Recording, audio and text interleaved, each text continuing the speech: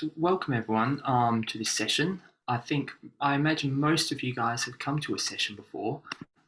Feel free to type in chat how many of these integration sessions you've been to. Actually, it might be nice to get the context of it to see what you're expecting. I believe this is the second one at this time. We're switching them around each week so that people in different time zones can hit them up. Next week, for example, I think there's one at 2 a.m. UK time, so like this prime-ish time Pacific. So yeah, some people new, some people at second, a few who've been here for a few times. So yeah, nice to see that. Yeah, general stuff. Masha's obviously going to be teaching today. So she's the EYP expert. You'll be learning to say yes and to surrender and all those cool things. You probably saw her recently on the sleep event if you did attend that. And I'll be teching, so if you need any sort of tech stuff, feel free to private message me. You can also type stuff in the chat. So generally today, there'll be a little bit of practice that Masha will lead you through. There'll be some time for breakout rooms to get to meet other people, sort of talk about your learnings, and there's lots of question and answer stuff as well. So that can be on like personal practice, or it can be about how you can start working with clients, whether it's like coaching or teaching track. And also, I can also answer anything around like the platform and qualifications and how that happens. So any question is welcome. Just let go of what you need to if you're thinking that it's not a good question, and just ask it, just enter in and do that. So anything else? There probably won't be that much swearing today, but feel free to put headphones on, like I see Emma, for example, if you need them. And it's also nice, I guess, with the confidentiality side, if I can say that word. I'm Australian, so I struggle with more than 2 syllables. And yeah, also to cameras on if you can do so, because it helps with feedback and a little bit of safety as well, because this can obviously be challenging at times. I think that's about it. Masha has been an EYP teacher for a while. She's a co-trainer on the Embodied Facilitate course and a sleep coach. So let her take over. Great. Well, thank you, Steve, and thank you everyone for showing up tonight. At least it's tonight in my time zone. Just for those of you who haven't worked with me before or participated in any of the webinars, I'm just going to give you a very short intro to who I am so that you know how I use EYP, so that you can get a little bit of a context of who you're working with today. So I'm an Acro yoga teacher, a yoga teacher, and a Feldenkrais practitioner, and I have been an embodied facilitator since 2017. So I have been working with embodied coaching in some form since then, and I have been working with EYP since the teacher training in 2018. And I have found that hands down, EYP has been the most significant tool that I have been consistently putting into my coaching practice. So today I can definitely answer more heavily questions on coaching, even though in my yoga practice as well, I tend to teach classes in which I sprinkle in some EYP and don't do EYP classes per se. But though I know a lot about it. So welcome, and I am happy today to answer all of your questions. And I just want to tell you what I have in store for you today. Before we even get to the questions part, I want to get you into your bodies. So I'm going to give you a very short flow of centering, and I will take you through 3 EYP poses and kind of break them down a bit. I believe these are 3 poses that you haven't yet done in the integration sessions, so hopefully they will be new and useful to you. And after which I will open up the floor for you to ask anything that is on your mind, anything that's a roadblock potentially to your learning. I know that a lot of you are in different stages of your learning process, and that's perfectly fine. Ask anything that's on your mind, and Steve will be here for the more technical questions to answer about the platform as well. Great. But first, just to get a feel of you, how are you today? But show me with movement. Show me on the screen, how are you? So I'm feeling a little bit like slow and slinky because I had my second jab of the vaccination, so I'm a little bit weird. Show me in movement. What is your state currently, right now, in this moment? I'm just going to flip through the screen to see what kind of moods we're dealing with. If you want to let a sound out, feel free to do so. Even though I can't hear you, I can see how your face moves.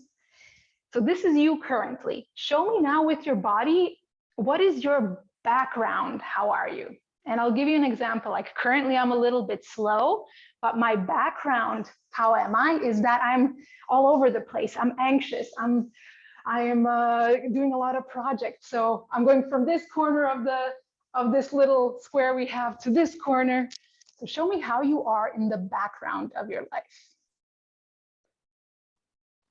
I know this is not EYP per se. I just want to get you into your bodies. Let me see. How is your background life looking like? You guys are lovely. Okay, let that go. And one third one is how are you in your bigger picture of your life?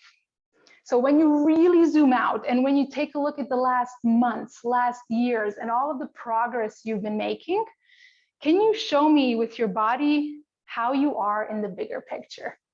I'll show you with mine. I feel very expansive when I think about my bigger picture. There's a lot of room, a lot of growth. How are you in your bigger picture? Oh, Laura, lovely dance. Great.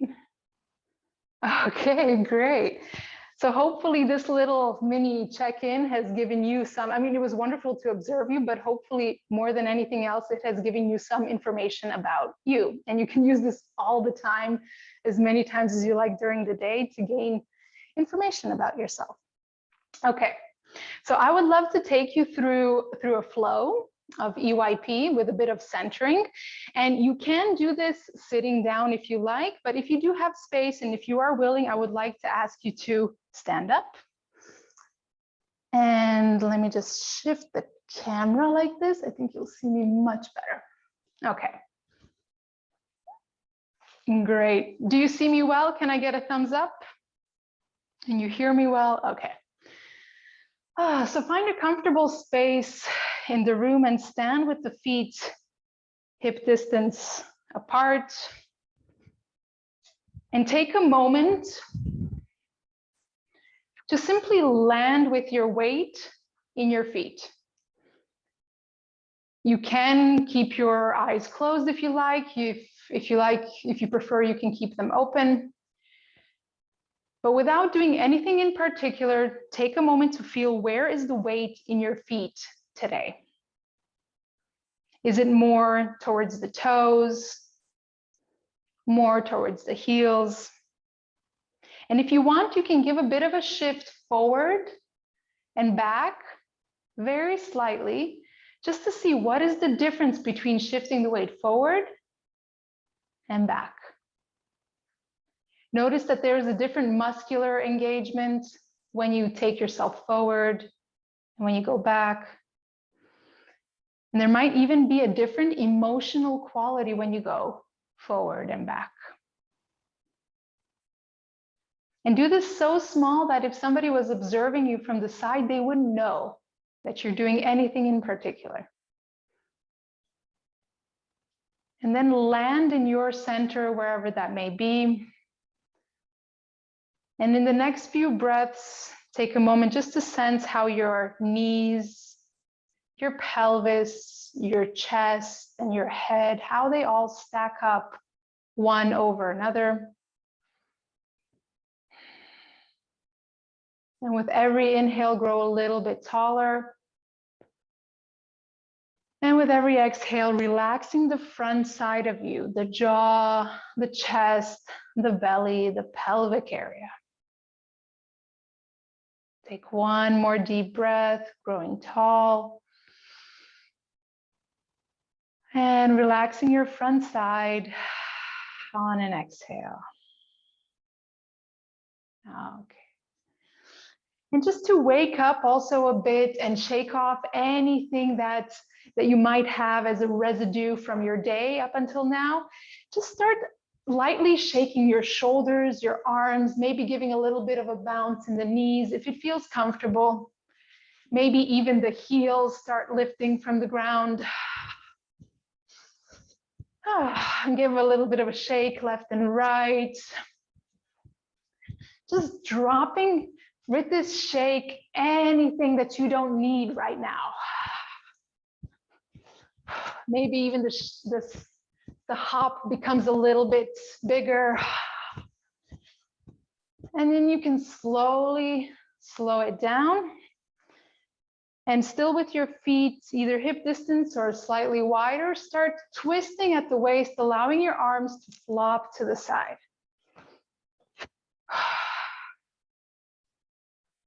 And maybe going a little bit bigger with the arms, making sure that you're not hitting anything around you. You can lift the heels if you like. There's no rule to this, just as long as it feels good and releasing of any tension you might have had. Okay. Great. Wonderful. So let's move on to the EYP poses that I wanted to take you through today. And the topic that I wanted to explore with you today is around softness and support. It's a topic that's very, very present in my own personal life lately. So it might relate to you, it might not, and I'll try to give you a bit of a perspective on how this relates to your current learning in the EYP process. So let's start with the yes pose. So for this pose, you're going to have one foot in front, one foot in back, and more of your weight will be in the back leg. Let's say that 60% of your weight is in that back foot. Great. Your arms are extended by your side. Your fingers are soft. Make sure that there's no tension like this. Rather keep your wrists and your fingers soft.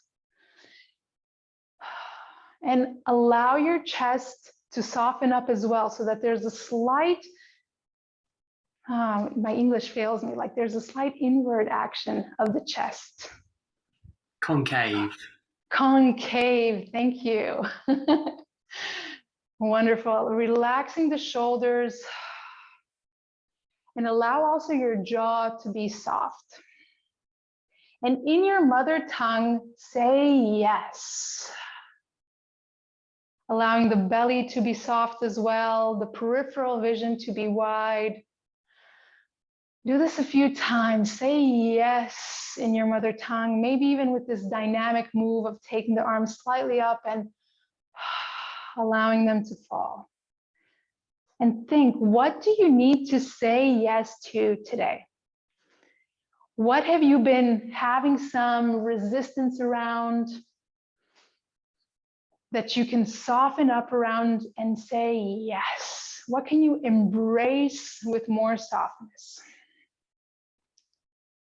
If you want, you can switch your legs if one got tired.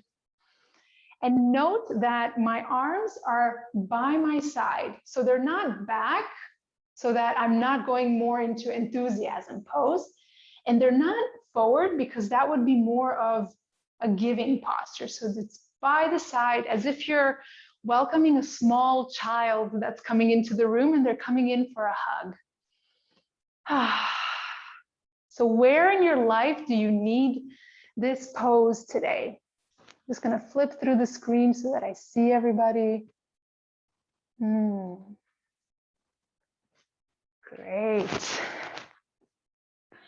Okay, wonderful. Slowly, slowly come out of it. Take a moment just in a standing position with your feet comfortably planted, just to take note for yourself. How familiar was it for you to be in this pose of softness, receptivity, openness?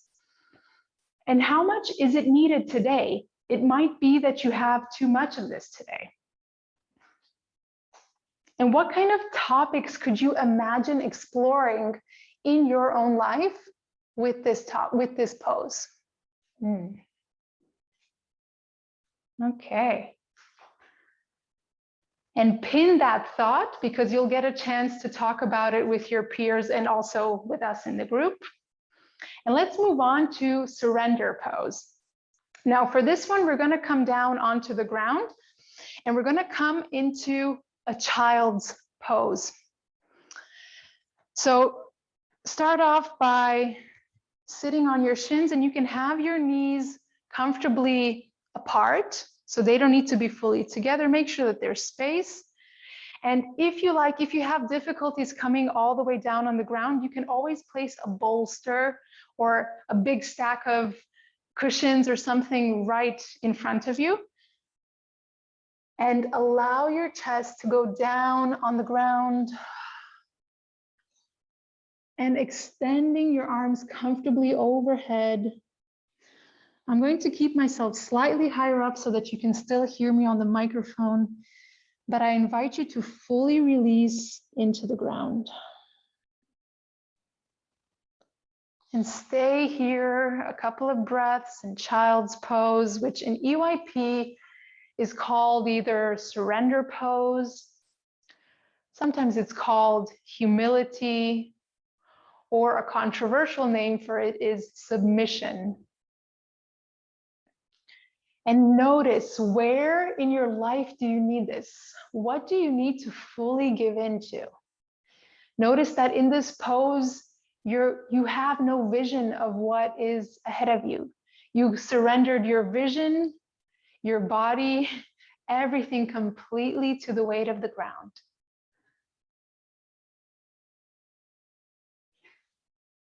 And while you're down here, also try the variation. So if your palms were facing down, try to flip your arms so that the palms are facing up towards the ceiling. And notice what kind of different engagement that makes, not just in the muscles, but does it give a different emotional flavor? Often when we open up the palms to the ceiling, there's more of a feeling of giving, surrendering, humility in the best of sense. What do you need to be more humble around? What in your learning process requires you to surrender? Do you need to surrender to the fact that you might not know it all right now, and that's okay?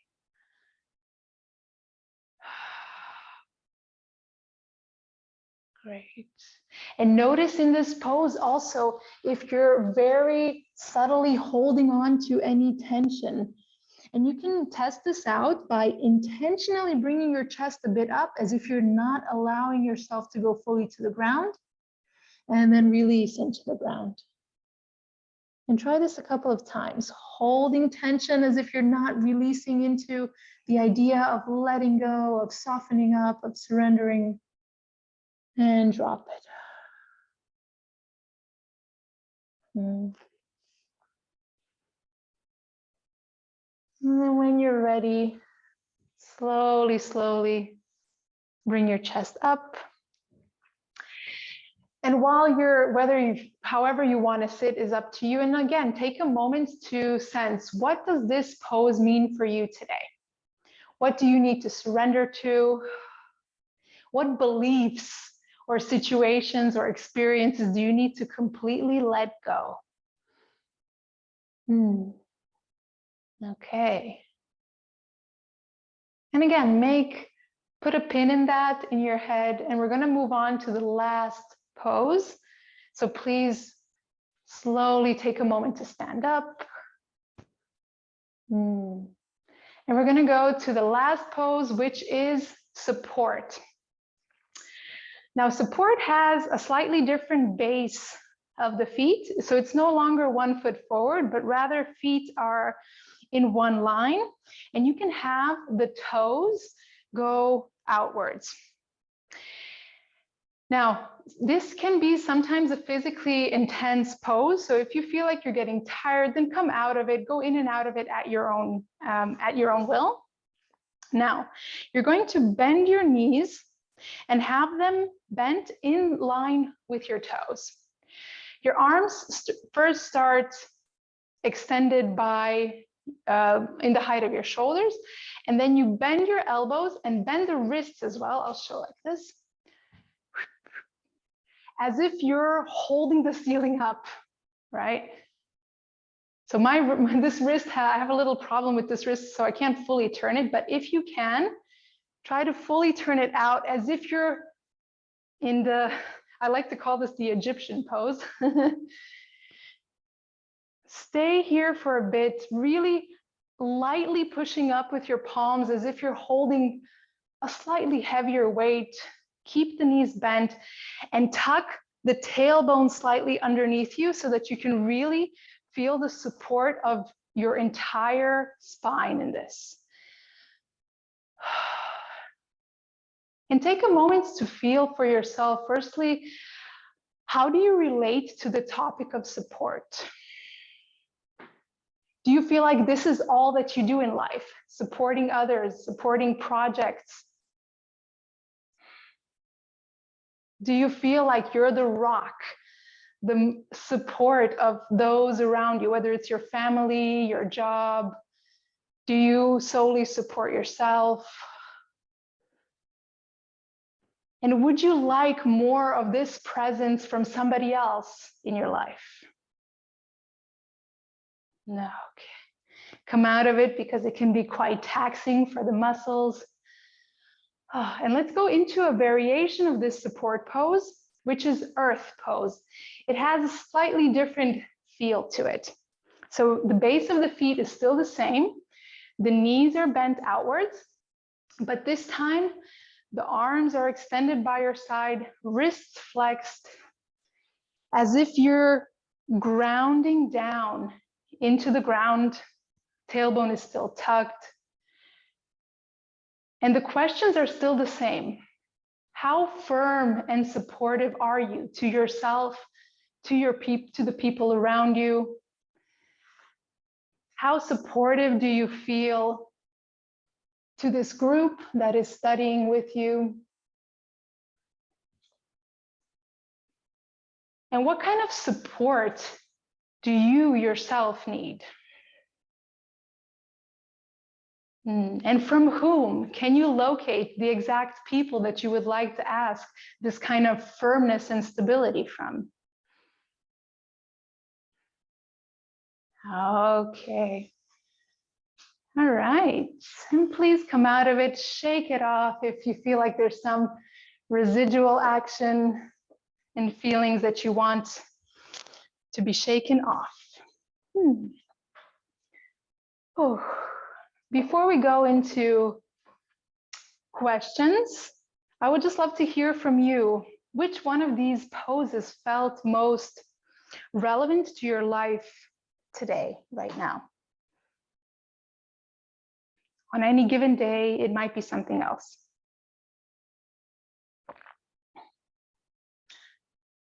Just write in the chat.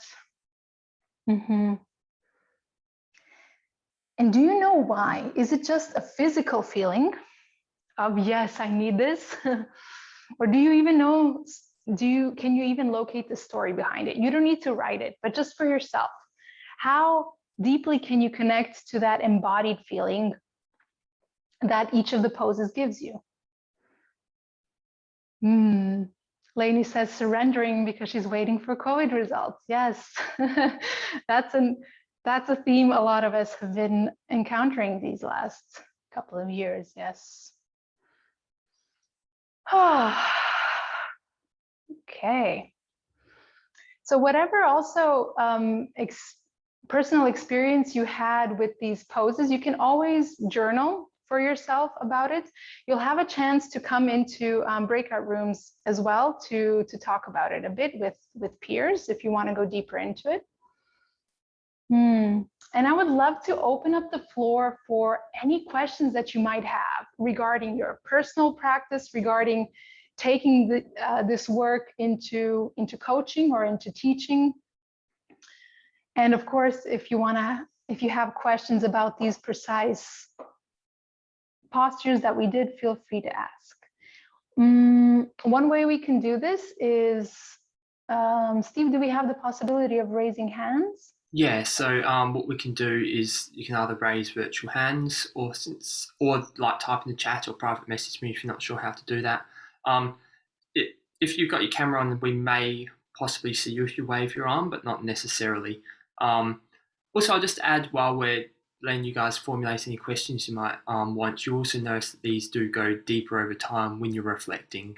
It's like I noticed with some people, like in surrender, it may be you're like sort of looking and quite active, or in yes, it was quite active. It's like at the start you're making a shape and filling into it, but then you'll notice that those subtle movements in surrender isn't really surrender and things like that. So you'll notice these things over time as they change, or like in support, you will start to feel, oh, actually, this is the weightiness, and you sink into it a little bit more and feel it. So be prepared to notice deeper and deeper things over time as well when you reflect. Yeah. One way of, especially with the surrender pose, with the child's pose, one way of thinking about it is how undisturbed can you be about all of the environmental sounds around you? So does every like flicker or noise, does it jolt you up? Like, I want to see what's going on, because in child's pose, in surrender pose, you're completely giving into the floor. You're surrendering or you aren't. So all of these little sensational cues will actually tell you, are you fully letting go into the pose or not? Great. So if you have particular questions, it would be good actually to hear your voice. So you feel free to raise your hand and you can have the floor, and we'll open up a discussion on anything that you want regarding EYP.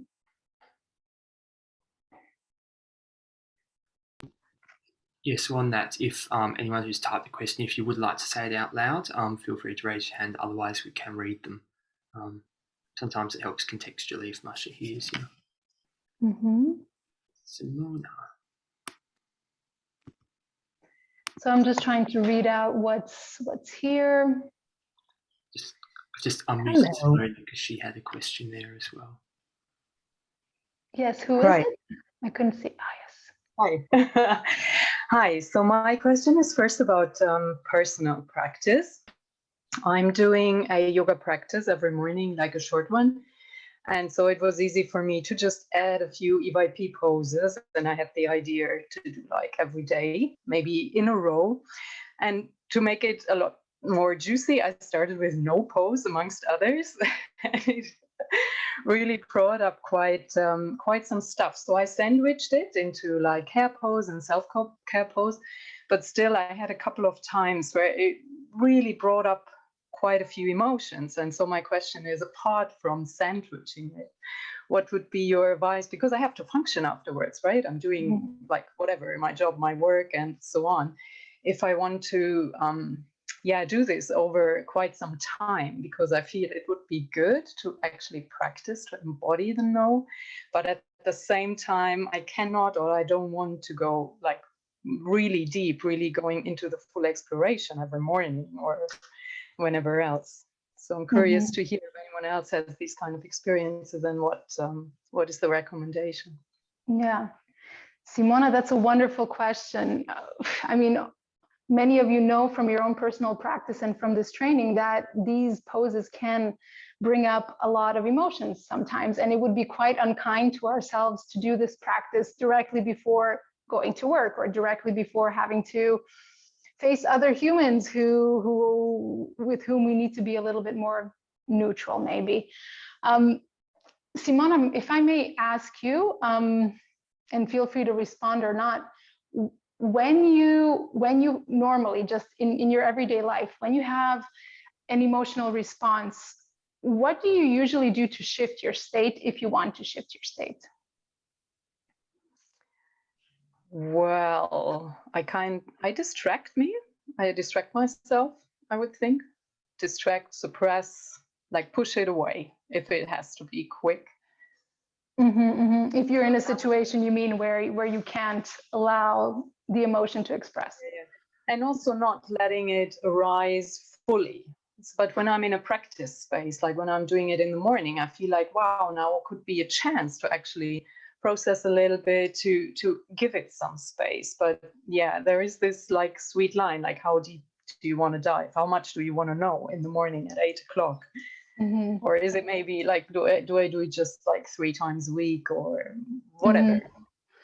This is such a wonderful question. I mean, my personal suggestion would be to carve out a time in the day where you know that it's okay if you get a bit emotional, and that you give yourself that buffer of time, whether that's 15 minutes or a half an hour after your EYP practice and before you need to engage with somebody or whatever, or with life or with the world, to maybe place it in another part of the day. But also a quick way to expel some of those, not expel emotions, but maybe expel the sensations that emotions bring, is precisely what we did at the beginning of the practice. So taking a moment to center and shake it off. Just do some wild movement and see if that shifts your state in any particular way. This might be a personal experiment for you to see if it works, because every person is quite different. But I would just say, be kind to yourself, make a little bit more of a buffer zone between your daily practice and life, and shake it off. And I guess this is also true for the teaching space, right? To also take this into account when you teach a class or you coach. Yeah, this is extremely important, especially in teaching. So this is important also when you're doing one-on-one and with groups. So when you know that you're delivering a piece of content that is potentially emotional and could bring people deep, you're not going to place it in the very end of the session, right? You're going to place it in the middle of the session where people have that kind time, that buffer zone of time to slowly recover and be able to come back to the world, be prepared for the world. We use it all the time in Embodiment Unlimited on EFC. We speak of U curves. And I don't know if this is something that's talked about in the EYP training. I have to, is it, Steve? Yeah, so in the teacher training, there's a section on like rhythms or seasons where we talk about sort of doing the deepest bit in the middle and then resourcing on either side. Not in the coaches one, because generally coaches have a little bit of training that, and it's one-to-one, so it's not, you can sort of tell with the client where they are more so. Yeah, absolutely. And this is also sometimes when you're working with a client one-on-one, it's also about setting your own boundaries, because there are certain clients who, for the majority of the session, don't go deep, and then at the very end, want to dive deep. And that's a strong boundary to set as a trainer or as a coach, where it just wouldn't be kind to go there, even though they want to, if that makes sense. Great. All right. All right, Kate, I feel like you have your hand raised for a while. Would you be willing to share? You have to unmute yourself, Kate. Yeah, hi, hello. Yeah, for me, my question was just about timing, because obviously some of the poses are more comfortable than others. And I know obviously you don't want to stay in it so long that it's uncomfortable physically. And if you can stay with it emotionally, then that's good to do so. But how long? I mean, is there a time at which you say, absolutely, this is the time to stop? Because I know, obviously, as Steve was just saying, over time, they get deeper and richer. And so there's no point maybe staying with it for a long time early on, but maybe later you can do it for longer. So I just wondered if there was like, in your experience, what do you say to people when they're sort of starting out with poses? Mm-hmm. That's a great question, Kate. I think that there's two aspects to this. One of them is the physical aspect. So it's not always possible to do this with coaching clients, because sometimes we just meet people in their space. But one way that you can work with this is just to make the client physically as comfortable as possible. So the surrender pose that we did is quite physically challenging, actually. But if you have bolsters, you can bolster them up so that they don't get into thinking too much about the physical discomfort, but can feel what is actually emotionally happening in them. So one is that physical aspect. And the second is, so when somebody wants to exit the pose, that's a great inquiry for them. Why do they want to exit? Is it really physical? And this is a hard distinction to make often for people when they first only start going to coaching and starting to build body awareness. But that's a great inquiry. Are you exiting the pose because it's physically uncomfortable, or is it stirring up emotions that are causing uncomfortable sensations?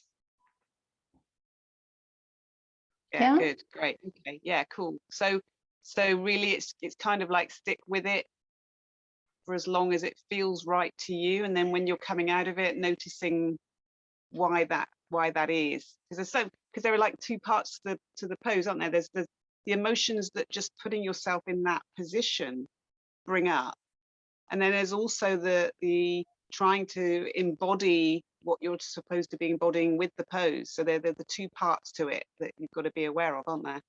Yeah, absolutely. There's the archetypal, and then there's your personal. And one thing to keep in mind also as a teacher and as a coach is that you might have your own preconception of what is a good time to stay in the pose, but allow for the client or for the group themselves to be a judge of that, to empower the people themselves to realize, okay, I can exit this pose whenever I feel it's becoming physically harmful for me, or when it's becoming too emotionally triggering for whatever reason. There's so many layers to this, but that part about shedding our own preconceptions of what's a good time to stay in it is a big part of it. Okay, so you would just maybe as you're doing it with them, you would feel when it feels right to you, and then you would move on. If you're doing a flow, then you would just move to the next one, and then invite them if they want to stay in what they were doing, then they can do so. It depends. Yes, and it depends also what you're doing. If you're holding a class, you're most likely going to have a flow. I'm guessing, but if you're having one-on-one coaching, it's going to flow by you listening to the person, by you listening and inquiring what is it that they need in the moment, and is it time to move on? And that's just going to take a bit of practice until you start sensing when is the right time. Okay, Thank brilliant. you, Kate. Thank you. Cheers. Thank you, Kate. Next, I noticed Rowan had his hand raised, but now he's gone off screen. So if you are still there, Rowan, let us know. Otherwise, we can take some questions from the chat. Okay. Okay, there's a great question here in the chat. It says, what is the difference between yes, openness, and enthusiasm pose? It's a little confusing that we say yes in the enthusiasm pose, and there's also a yes pose. Great. So the way that I see it, the difference between openness and yes is simply the physicality of it. So sometimes for some people, it just might be more, there might be more of an element of relaxation in the openness pose, because that's one you do on the ground, right? While yes pose is standing, there's more of an engagement with the world. While you're on the ground, you're with yourself, you're surrendering to the ground. But enthusiasm pose, I wonder how much of this is covered in your videos in the course, but enthusiasm pose, you can be saying yes, but there's a difference between, let me show you like this. There's a difference between me saying yes, and yes. Do you hear it? Do you feel it? That there's a different tone, there's a different flavor to it. You can practice it yourself, but not every word yes has the same tone to it. There can be you can even play with it being a hesitant yes. Yes, or a clear, firm yes. Or when we move into enthusiasm, yes. Right? Do you guys want to try this out for yourself right now? These different yeses. Are you willing to do so? Please stand up. If not, you can just observe. So try a hesitant yes. Try a firm yes. An enthusiastic yes. So go between these three just to feel for yourself.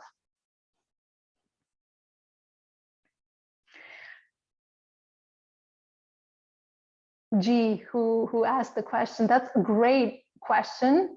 And the only way to fully answer it is that you practice the poses and feel the difference for yourself and see which context of your personal life does it apply to more, and what are those subtle differences between the poses. Great.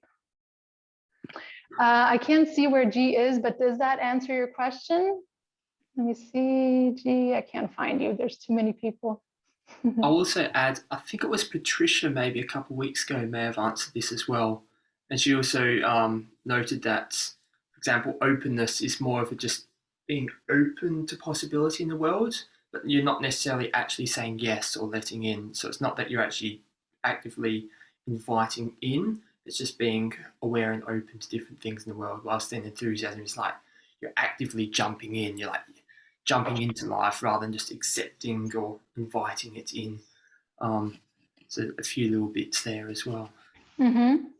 And just to clarify, Madeline asked if there's a difference in the stance between, I'm supposing that you're asking between the yes and the enthusiasm pose. In both instances, the weight is more in the back leg, but you'll see that there's a big difference in what the chest is doing. So in yes, it's more of a, how did you say, Steve? Concaving, while it's a complete opposite action with enthusiasm, with the chest going forward. Yeah? Surrender pose. Is there a micro pose?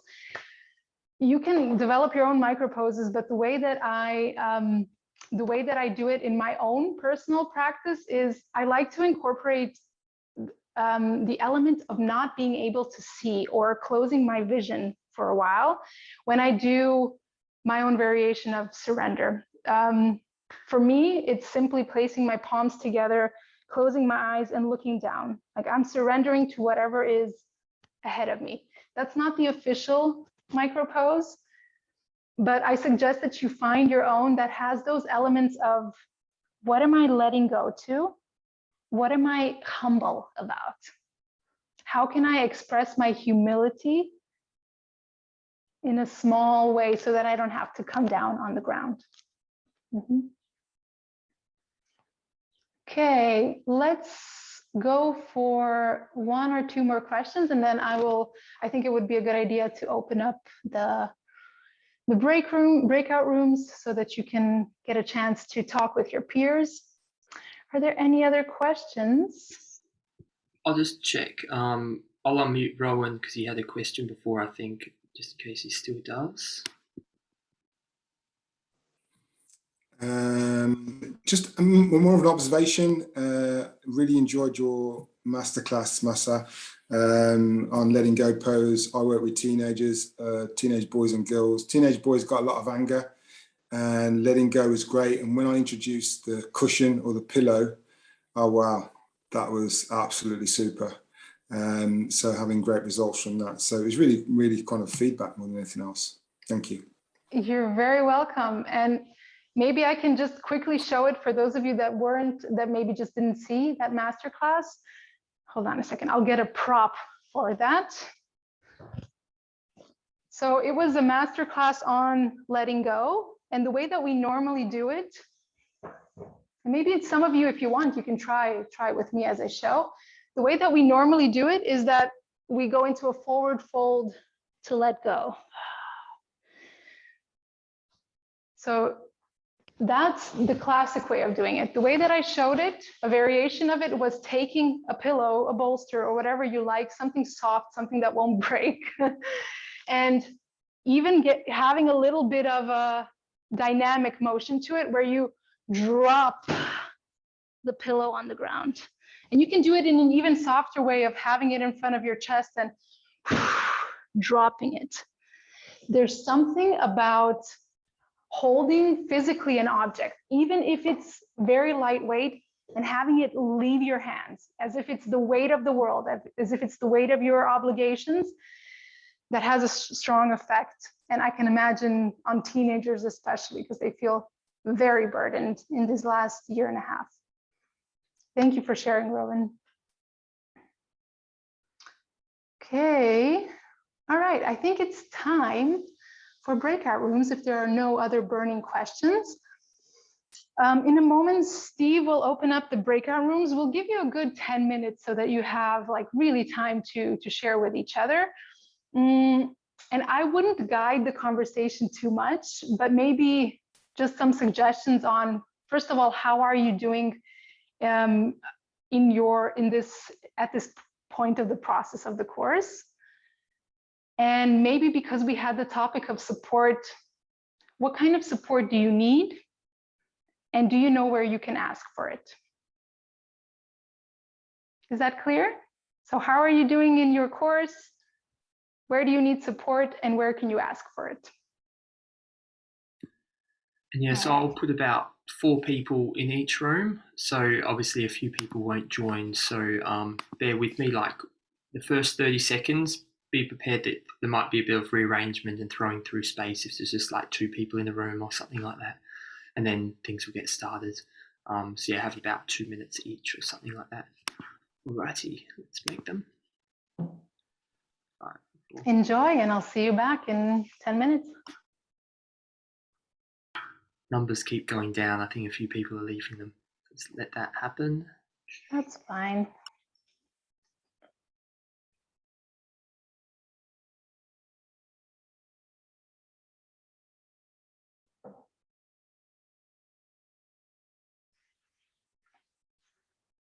Okay.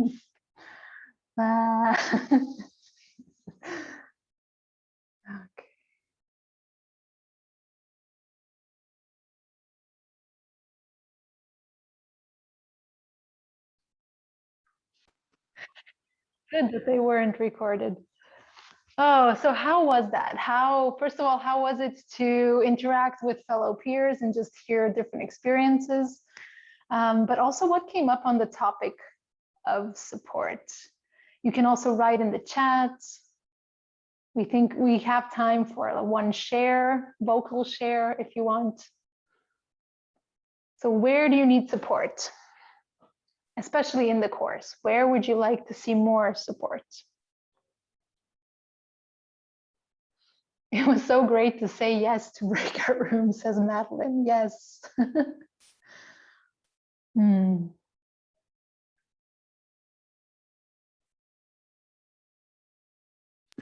As a Breakout funny room. little improv game, something that you could do, I've done it on a course before, is have a complete conversation in EYP. So you're saying yes and you're entering or whatever. Have you done that game of yes and, where it's where you just continue the conversation with, instead of saying no or but, or just keep hyping it up with a yes and. Okay. All right, any other thoughts on support? It's also useful for us to gather this information if there's some sort of support that the course can deliver to you, or the community, or the trainers or whatnot.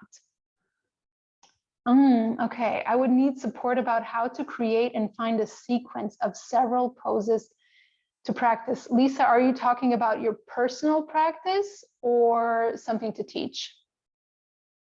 Just if you don't mind either writing or unmuting yourself.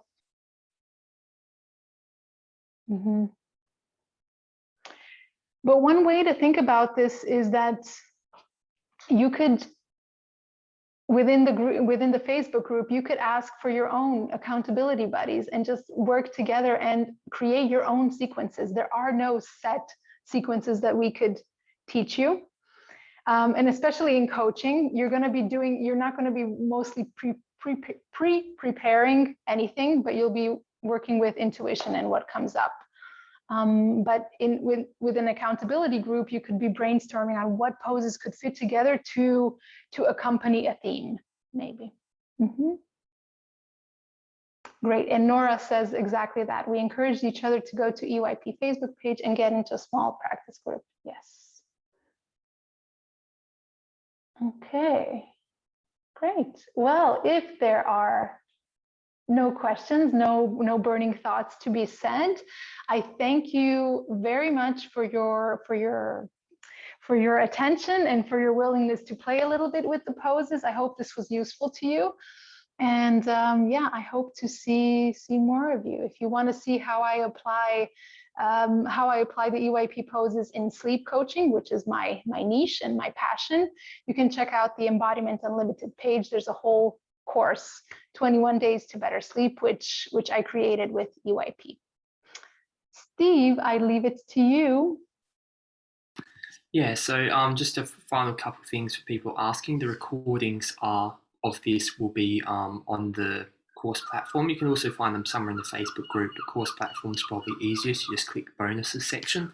The seagulls are excited as well. You can hear them. And yeah, other bits. Facebook group does have the, go there, find a support group. It's kind of nice to do that. Someone asked, is there a way to not be on the Facebook group? Unfortunately, not at this stage. We're looking at other options. However, I guess the community calls and these integration sessions are also good ways to meet people. So if there's someone you clicked with here and you're not on Facebook, feel free to exchange your details and email or whatever to get in touch as well, because it could just be WhatsApp messages to support each other. It could actually be you meet up weekly or fortnightly or whatever. That's the good thing about EYP. Any other questions, feel free to post in the Facebook group as well, and there's lots of people who give lots of suggestions. That's always good. And yeah, the next call, anyone who's in the US or is some sort of mad person in Australia or New Zealand at this time in the way, actually New Zealand's not too bad. The next call is next Tuesday night, so Wednesday morning UK time, I believe it is, at 2 a.m. So that's whatever the hell that is, 6 p.m. Pacific time next Tuesday, I think.